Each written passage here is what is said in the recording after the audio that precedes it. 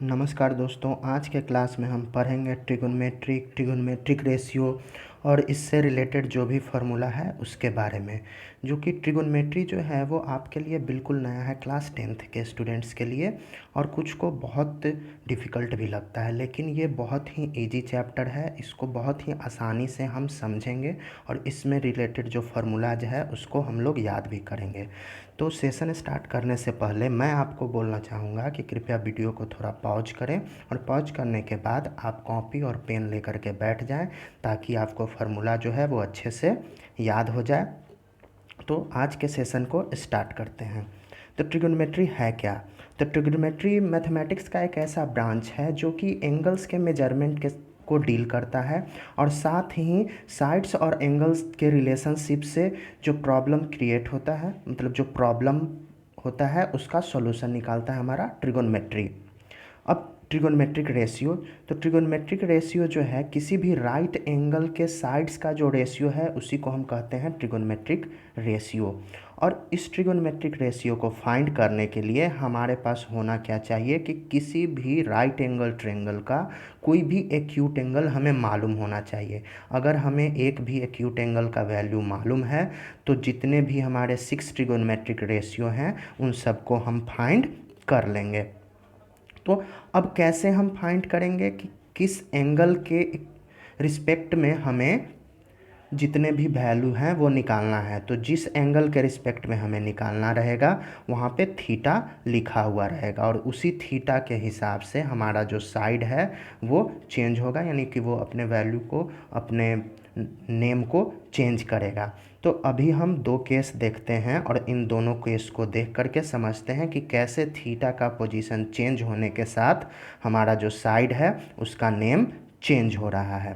तो case first हम देखते हैं जिसमें कि जो हमारा थीटा है वो है ए पे। तो अब राइट एंगल ट्रायंगल है, इससे हम लोग पाइथागोरस थ्योरम में भी राइट एंगल ट्रायंगल और के बारे में पढ़े थे, और इससे फार्मूला भी डिराइव किए थे कि होता क्या था कि P H square is equals to P square plus B square. तो एच स्क्वायर जो हमारा होता था वो हाइपोटेनस का स्क्वायर, पी स्क्वायर होता था परपेंडिकुलर का स्क्वायर, और बी स्क्वायर जो होता था वो बेस का स्क्वायर।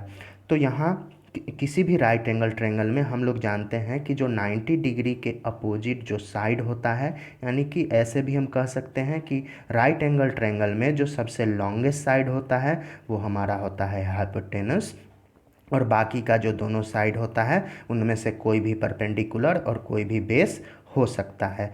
तो अब कौन सा बेस होगा, कौन सा परपेंडिकुलर होगा, क्योंकि उसी पे हमारे ट्रिगोनोमेट्रिक जो रेशियो हैं उसका वैल्यू डिपेंड करेगा। तो हम किसी को तो लिख नहीं सकते हैं, तो इसके लिए हम थीटा को देखेंगे कि हमारा जो थीटा है वो है कहाँ। तो केस 1 में जो हमारा थीटा है वो है एंगल ए पे। तो जहाँ थीटा रहेगा उसके एडजेसेंट साइड, यानी कि उसके लगे हुए जो साइड होगा वो हमारा बेस होगा। तो फर्स्ट केस में जो ए बी है वो है एडजेसेंट साइड थीटा एंगल के, और ये हो गया हमारा बेस। और उस थीटा के जो अपोजिट साइड होगा वो हो जाएगा हमारा परपेंडिकुलर। तो यहाँ थीटा के अपोजिट साइड केस 1 में जो है वो है साइड बी सी। तो हाइपोटेनस तो फिक्स्ड है, ए सी हाइपोटेनस हो गया फर्स्ट केस में, ए बी जो हो गया सो बेस, और बी सी जो है सो परपेंडिकुलर। उसी तरीके से अब हम सेकंड केस में देखते हैं। तो एक्यूट एंगल को ही देखना है, ऐसा नहीं कि हम परपेंडिकुलर एंगल को देख लें।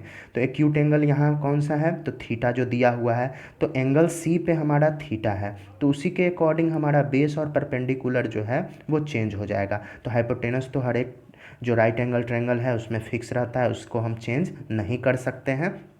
तो सी पे हो गया हमारा थीटा, तो सी के जो एडजेसेंट साइड होगा यानी कि बी सी वो हो जाएगा इस केस में बेस, और उसके जो थीटा है उसका अपोजिट साइड जो है वो है हमारा ए बी, वो हो जाएगा परपेंडिकुलर। तो इस तरीके से हम देख सकते हैं कि कैसे थीटा का वैल्यू चेंज होने पे, यानी कि थीटा का पोजीशन चेंज होने पे हमारा जो बेस है और परपेंडिकुलर है वो भी अपना जो पोजीशन है वो चेंज कर रहा है, यानी कि ये जो है वो थीटा पे डिपेंड करता है। तो इस तरीके से राइट एंगल ट्रायंगल में हम फाइंड कर लेंगे हाइपोटेनस को, बेस को और परपेंडिकुलर को थीटा के हिसाब से। तो ज़रूरी नहीं है कि बेस जो है वो नीचे वाला जो पोर्शन है वही हमारा बेस होगा और जो खड़ा पोर्शन यानी वर्टिकल पोर्शन है वही परपेंडिकुलर होगा, तो ऐसा नहीं है। ये होता किसके अकॉर्डिंग चेंज है, तो थीटा के पोजीशन के अकॉर्डिंग जो बेस है और परपेंडिकुलर है वो चेंज होता है। तो अब हम देखेंगे कि एक फार्मूला बिल्कुल ट्रिक से याद करेंगे। तो देखते हैं सबसे पहले तो नोट करेंगे कि क्या है, तो P B P by H H B, P B P by H H B, और उसके बाद नीचे है कि P बाई एच जो है sine theta, B by H जो है so cos theta, P by B जो है सो टैन थीटा। तो इसको हम याद कैसे करेंगे और ये P बी पी और एच एच बी है क्या। तो P का मतलब है हमारा परपेंडिकुलर, B का मतलब बेस, और फिर से जो P है उसका मतलब है परपेंडिकुलर, H जो है वो हाइपोटेनस, नेक्स्ट जो H है वो भी हाइपोटेनस, और उसके बाद जो B है वो बेस है। तो इसको याद करने का बिल्कुल इजी ट्रिक है जिससे कि आपको आसानी से याद हो जाएगा। तो कैसे याद करेंगे कि पंडित बद्री प्रसाद, यानी कि P for Pandit, B for Badri और P फॉर प्रसाद, पंडित बद्री प्रसाद हरि हरि बोल, पंडित बद्री प्रसाद हरि हरि बोल, सोना चांदी तोल। तो पंडित हो गया सबसे पहले, ऊपर जो पी है उसके लिए हम पंडित यानी कि पी फोर हमारा हो गया परपेंडिकुलर, बद्री प्रसाद तो बद्री हो गए बेस, और फिर से पी हो गया सो परपेंडिकुलर। उसके बाद हरि हरि बोल यानी कि एच जो है वो हमारा हो गया हाइपोटेनस, नेक्स्ट जो एच है वो फिर से हाइपोटेनस, और बोल यानी बी, तो बी हो गया हमारा बेस। उसके बाद है सोना चांदी तोल, तो सोना यानी कि साइन थीटा, चांदी तो सी कॉस थीटा, और तोल यानी टैन थीटा। तो यहाँ से हम याद कर लेंगे पंडित बद्री प्रसाद हरि हरि बोल, सोना चांदी तोल। तो अब होता क्या है कि जब हमारा साइन थीटा का जो वैल्यू लिखना है, तो इससे पहले फिगर से हम जान गए कि कौन हमारा परपेंडिकुलर है, कौन है हाइपोटेनस है, कौन सा बेस है। ट्रेंगल में वो थीटा के पोजीशन के अकॉर्डिंग चेंज होता है, तो जो हमारा थीटा रहेगा उसी के अकॉर्डिंग हमारा परपेंडिकुलर और बेस का वैल्यू जो है वो चेंज होगा। तो अगर साइड का वैल्यू हमें दिया हुआ है और रेशियो निकालना है कि कितना उसका वैल्यू होगा, तो अगर साइन थीटा निकालना है तो साइन थीटा में हम करेंगे क्या कि परपेंडिकुलर का जो वैल्यू है उससे हम हाइपोटेनस के वैल्यू को जब हम डिवाइड करेंगे, यानी उसका अगर मेजरमेंट दिया हुआ है तो उसको हम डिवाइड करेंगे, तो हमारा साइन थीटा का वैल्यू फाइंड आउट हो जाएगा कि साइन थीटा जो है वो कितना आता है। उसी तरीके से अगर कॉस थीटा का वैल्यू निकालना है तो ऊपर में बेस का वैल्यू लिखेंगे, नीचे हाइपोटेनस का, और कॉस थीटा का वैल्यू हम फाइंड कर लेंगे। उसी तरीके से टैन थीटा का भी वैल्यू निकालना है तो ऊपर में परपेंडिकुलर और नीचे बेस। तो पंडित बद्री प्रसाद हरि हरि बोल, सोना चांदी तोल, इतना हो गया। अब यहाँ से तो केवल 3 ही ट्रिगोनोमेट्रिक रेशियो निकला, बाकी 3 का कैसे हम निकालेंगे, तो बाकी 3 जो है उससे हम समझेंगे कि कौन जो है ट्रिगोनोमेट्री वैल्यू वो किसका रेसिप्रोकल होता है। जैसे ही हमें रेसिप्रोकल का पता चल जाएगा कि कौन जो है वो किसका रेसिप्रोकल है, तो हम बाकी और जो तीनों हैं उसका भी वैल्यू निकाल लेंगे। तो जो कॉसेक थीटा हमारा होता है वो साइन थीटा का रेसिप्रोकल होता है, और वही अगर साइन थीटा जो है वो कॉसेक थीटा का रेसिप्रोकल हो जाएगा। यानी कि अगर साइन थीटा का वैल्यू निकालना है तो हम 1/कॉसेक थीटा लिख देंगे। उसी तरीके से हमारा जो सेक थीटा है, तो सेक थीटा जो हो जाएगा वो कॉस थीटा का यानी 1/कॉस थीटा, और कॉस थीटा को अगर लिखना है तो 1/सेक थीटा। उसी तरीके से हमारा टैन थीटा है, तो टैन थीटा जो होता है 1/कॉट थीटा, और अगर कॉट थीटा का वैल्यू निकालना है तो 1/टैन थीटा।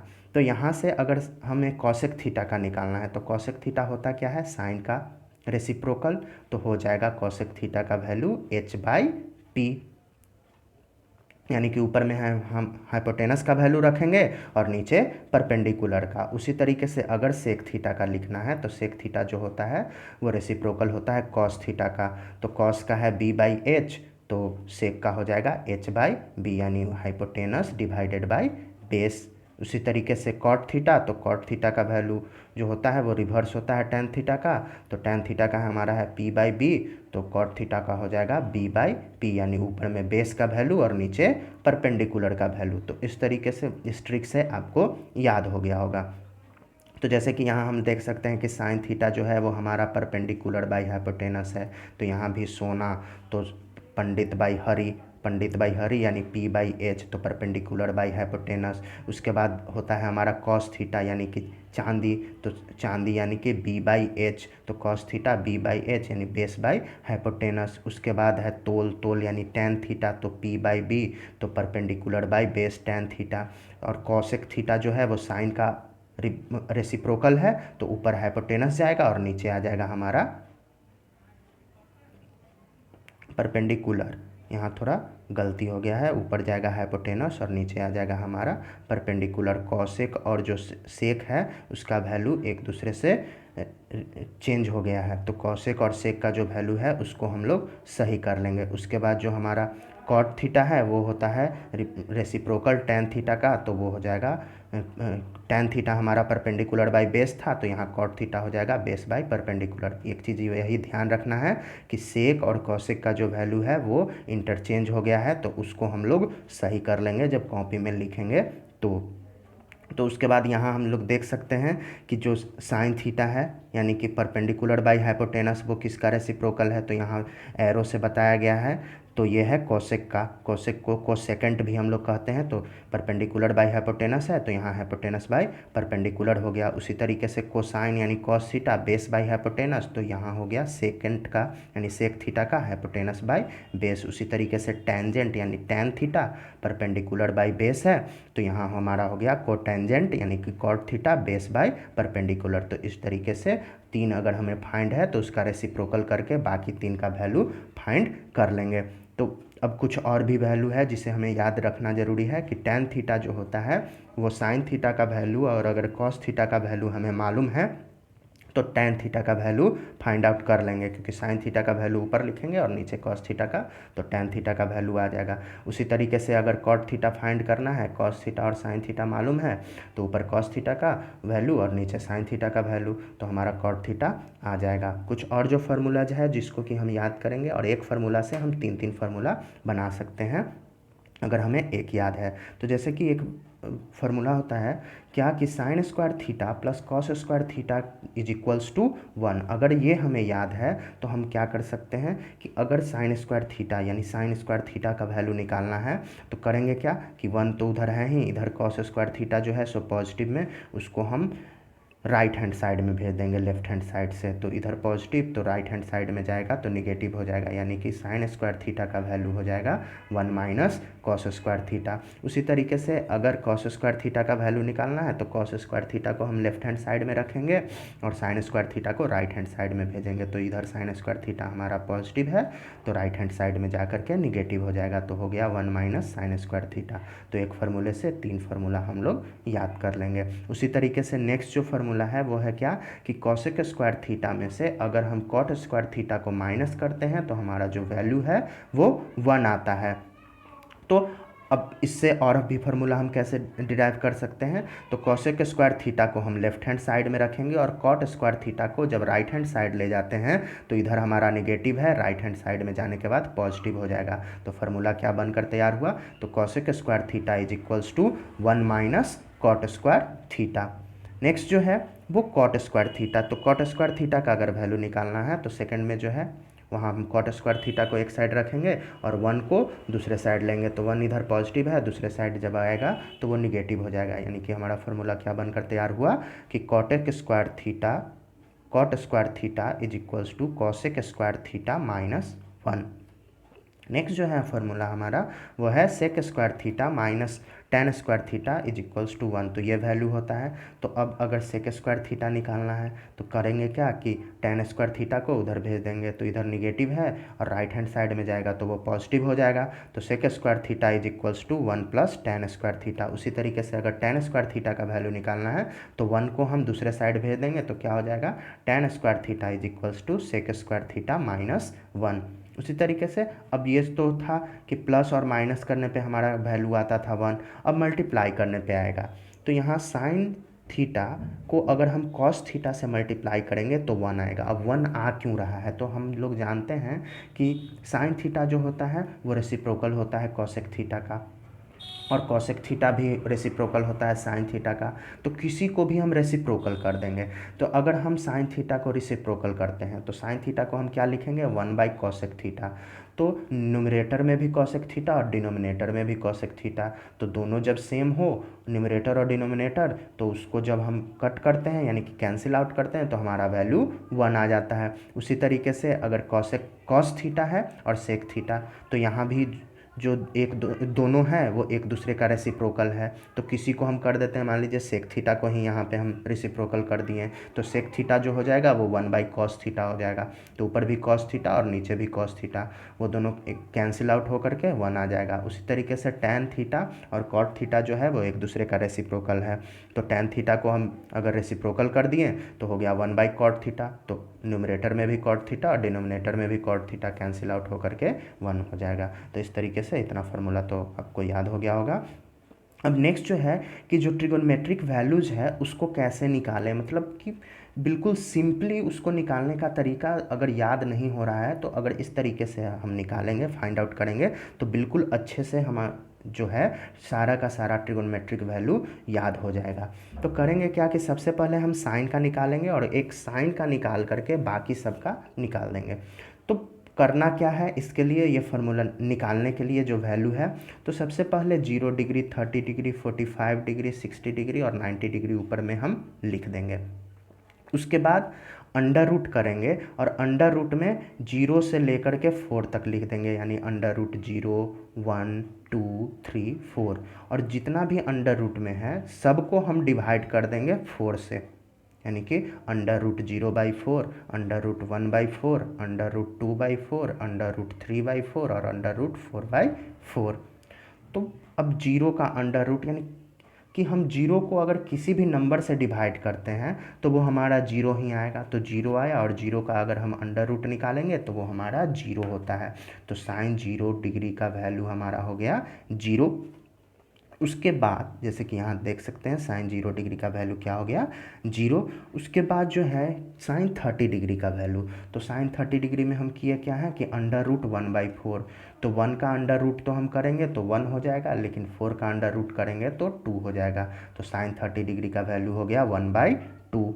उसके बाद साइन 45 डिग्री, तो यहाँ है 2/√2/4, तो 2 से जब 4 को हम डिवाइड करेंगे तो अंडर रूट आ जाएगा 1/√2, तो 1 का अंडर रूट 1 और √2 का √2, तो 45 साइन 45 डिग्री का वैल्यू हो गया 1/√2।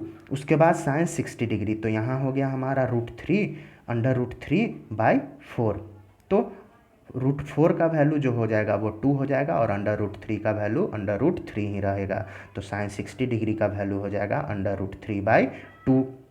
उसके बाद है हमारा साइन 90 डिग्री, तो साइन 90 डिग्री में 4/4, तो जब न्यूमरेटर और डिनोमिनेटर दोनों अगर सेम हो, कॉमन हो, तो यहाँ 1 हो जाता है और 1 का अंडर रूट 1 ही होगा। तो इस तरीके से साइन का हम लोग 0 से लेकर के 90 डिग्री तक का वैल्यू आसानी से कैलकुलेट कर सकते हैं, और जब साइन का वैल्यू कैलकुलेट हो जाएगा तो बाकी जितने भी ट्रिगोनोमेट्रिक रेशियो है उन सब का वैल्यू हम फाइंड कर लेंगे। तो कैसे हम बाकी का वैल्यू फाइंड करते हैं तो आगे हम देखेंगे। तो यहाँ देखिए कि साइन थीटा का जो वैल्यू है, अब वो साइन का थीटा का वैल्यू जो है वो रेसिप्रोकल होता है किसका, तो कोसेक थीटा का, यानी कि साइन थीटा का जो वैल्यू होगा उसको हम रेसिप्रोकल कर देंगे, यानी 1 जो साइन थीटा का वैल्यू है वो, तो कोसेक जो सबसे नीचे वाले कॉलम में है, तो होगा क्या कि 1/0, यानी कि अगर हम किसी भी नंबर को 0 से डिवाइड करते हैं तो वो नॉट डिफाइंड होता है, यानी कि इन्फिनिटी हो जाता है, बहुत ज़्यादा, तो इसलिए नॉट डिफाइंड लिखें साइन 0 डिग्री का वैल्यू। ये साइन 0 डिग्री का जो वैल्यू था अब उसको जब हम कॉसेक में चेंज किए तो नॉट डिफाइंड हो गया। उसी तरीके से साइन 30 डिग्री का वैल्यू हम लोग कैलकुलेट किए हैं 1/2, तो 1/2 कैलकुलेट किए हैं, जब इसको हम रेसिप्रोकल करेंगे तो 2 ऊपर चला जाएगा और 1 नीचे आ जाएगा, तो कॉसेक 30 डिग्री का वैल्यू हो गया हमारा 2। उसके बाद साइन 45 डिग्री का वैल्यू जो है वो 1/√2 है, तो इसको जब हम रेसिप्रोकल करेंगे तो √2 ऊपर और 1 नीचे, तो कॉसेक 45 डिग्री का वैल्यू हो गया अंडर रूट 2। उसके बाद साइन 60 डिग्री का वैल्यू जो है वो है √3/2, तो इसको भी रेसिप्रोकल करेंगे तो 2 ऊपर जाएगा और √3 नीचे, तो कॉसेक 60 डिग्री का वैल्यू हो गया 2/√3। उसी तरीके से फिर है हमारा साइन 90 डिग्री, तो साइन 90 डिग्री का वैल्यू 1 है, तो इसको रेसिप्रोकल करना है यानी 1/1, तो 1/1 1 ही होगा, तो कॉसेक 90 डिग्री का वैल्यू भी 1 हो गया।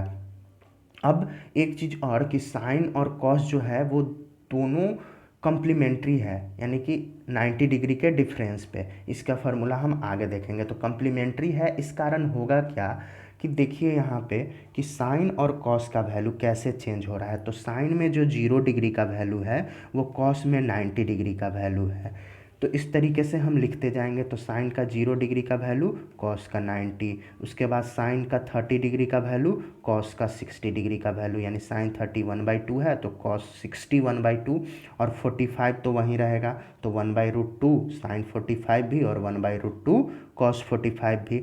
अब हम नेक्स्ट आते हैं सेक थीटा में, जो नीचे से सेकंड पोजीशन पे है। तो सेक थीटा जो होता है वो कॉस थीटा का रेसिप्रोकल होता है। तो 0 डिग्री जो कॉस थीटा है वो हमारा वैल्यू है 1, तो 1/1 सेक थीटा उसका रेसिप्रोकल हुआ तो 1/1 हो गया 1। उसके बाद कॉस 30 डिग्री जो है सो √3/2 है, तो इसको रेसिप्रोकल करेंगे तो 2 ऊपर जाएगा, √3 नीचे आएगा, तो सेक 30 डिग्री का वैल्यू हो गया 2/√3। उसी तरीके से कॉस 45 डिग्री का जो वैल्यू है वो 1/√2 है, इसको जब रेसिप्रोकल करेंगे तो √2 हो जाएगा। और कॉस 60 डिग्री का वैल्यू 1/2 है, इसको जब रेसिप्रोकल करेंगे तो सेक 60 डिग्री का वैल्यू 2 हो जाएगा। और कॉस 90 डिग्री का वैल्यू 0 है, जब इसको रेसिप्रोकल करेंगे यानी कि 1/0, तो वो हो जाएगा हमारा नॉट डिफाइंड। और इसको एक तरीके से और निकाल सकते हैं, अगर कॉसेक थीटा हमें मालूम है तो कॉसेक थीटा और सेक थीटा जो है वो एक दूसरे के साथ कम्प्लीमेंट्री एंगल बनाता है। तो यहाँ भी जो इसमें कॉसेक का जो 0 डिग्री का वैल्यू होगा वो सेक का 90 डिग्री का, उसके बाद कॉसेक का जो 30 डिग्री का वैल्यू है वो सेक का 60 डिग्री का, क्योंकि 30 + 60 90 हुआ, 0 + 90 90 हुआ। उसके बाद 45, तो सेक का भी 45 और कॉसेक का भी 45, तो 45 + 45 90।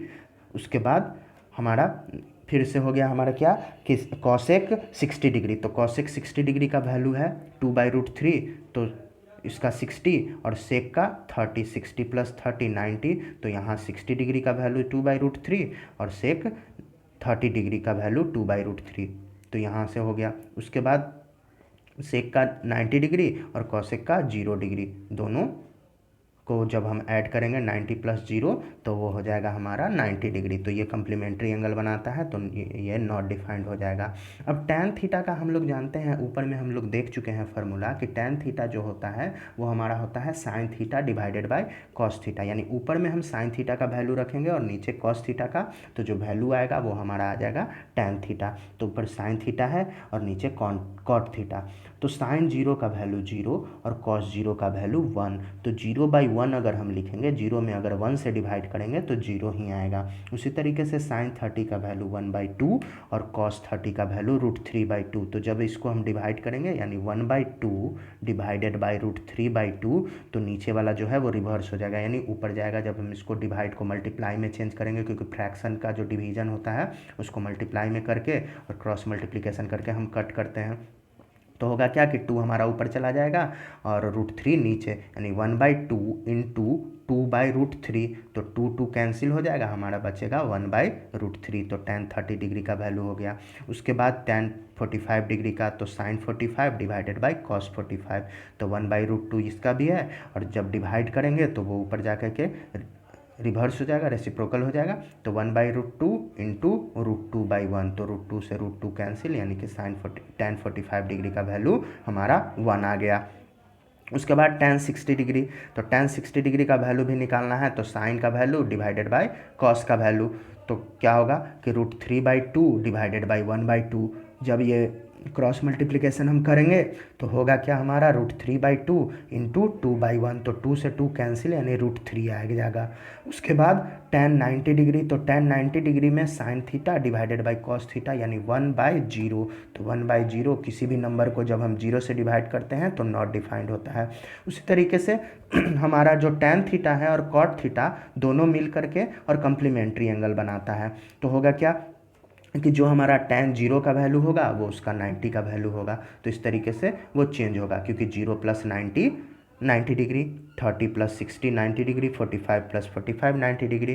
तो देखते हैं यहाँ, तो tan 0 का जो वैल्यू है वो cot 90 डिग्री का वैल्यू है, tan 30 का जो वैल्यू है वो cot 60 का वैल्यू है, tan और cot 45 जो है वो सेम रहेगा, और cot जो हमारा tan में 90 डिग्री का वैल्यू है वो cot में 0 डिग्री का वैल्यू। तो इस तरीके से ट्रिगोनोमेट्रिक रेशियो जो है वो एक बार हम लिखेंगे और थोड़ा सा समझ जाएंगे तो हमें अच्छे से याद हो जाएगा और पूरा वैल्यू अच्छे से याद हो जाएगा। इसको याद करने में कोई दिक्कत नहीं होगा, बिल्कुल ईजी है।